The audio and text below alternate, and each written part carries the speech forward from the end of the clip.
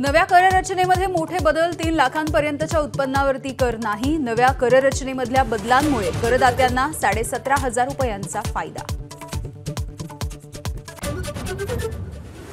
पगारदार आयकरदात्यांसाठी प्रमाणित वजावट 50,000वरून 75,000वर, तर फॅमिली पेन्शनधारकांसाठी प्रमाणित वजावट 15वरून 25,000वर। मोबाईल फोन, चार्जर, सोनं चांदी, सोलर सेट, इलेक्ट्रिक वाहनं, कॅन्सरची औषधं स्वस्त होणार, तर प्लास्टिक उद्योगांवर कराचा बोजा वाढणार।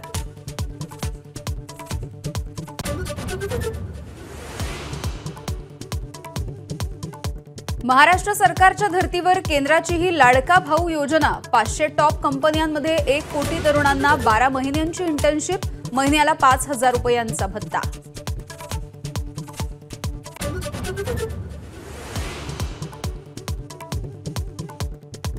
ईपीएफओ सदस्यांसाठी मोठी घोषणा। पहिल्यांदा पीएफ खातं सुरू करणाऱ्या नोकरदाराला 1 महिन्याचा पगार 3 हप्त्यांमध्ये देणार।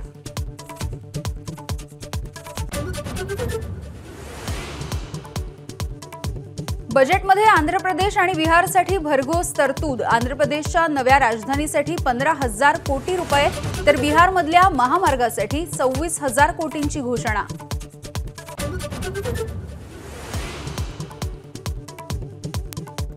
सोन्यावरील कस्टम ड्युटी कमी केल्याचा बाजारामध्ये लगेचच परिणाम। सोनं पुण्यामध्ये 3,000 तर जळगावमध्ये 2,000 रुपयांनी झालं स्वस्त।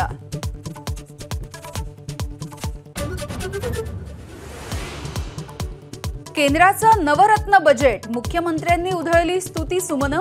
मध्यम वर्गाला फायदा देत भविष्याचा वेध घेणारा अर्थसंकल्प, फडणवीसांकडून कौतुक।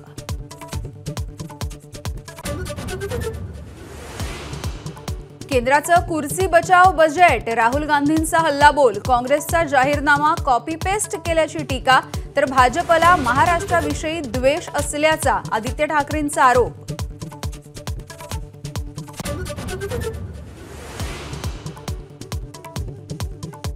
राधाकृष्ण विखे पाटील ऑनलाईन पालकमंत्री। राष्ट्रवादीचे आमदार अमोल मिटकरींचा हल्लाबोल।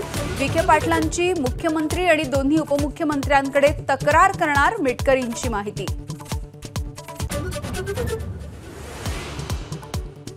अकोल्यामध्ये पोलीस भरतीच्या दरम्यान शेकडो तरुणींचा हिरमोड। ऑनलाईन अर्ज भरताना महिला आरक्षणावर क्लिक न केल्यामुळे पहिल्याच फेरीत बाद।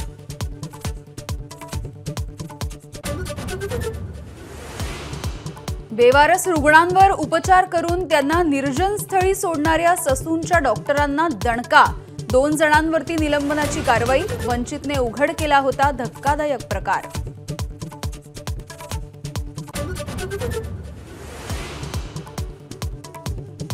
नाशिक मुंबई मार्गावरील खड्ड्यांच्या विरोधामध्ये ठाकरे गट आक्रमक। घोटी टोल नाका पाडला बंद। खड्ड्यांचा प्रश्न मार्गी लागेपर्यंत माघार नाही, पदाधिकाऱ्यांची भूमिका।